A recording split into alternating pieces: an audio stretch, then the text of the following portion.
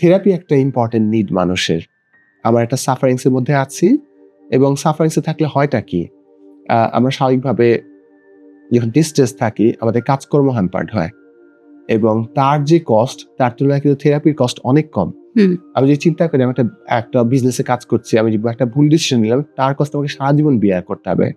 So what if আমি যদি single season কারোর সাথে বসি, ডিসকাস করলাম, আমার ব্রেনটা অনেক পরিষ্কার হয়, আমি অনেক থিঙ্ক থ্রু করতে, আমাকে হয়তো ওই লোকটা যার সাথে কাজ করছে ওই পার্সনটা আমাকে হয়তো সাজেশন দিচ্ছেন না, হয়তো আমার আইডিয়াটা জেনারেট করতে হেল্প করছে, ওটা কিন্তু হেল্প করে, এবং তার ফলে তার রাইট ডিসিশন, তার ফলে এটা লং টার্ম আমাকে মানে এটা সাস্টেন করতে হেল্প করবে।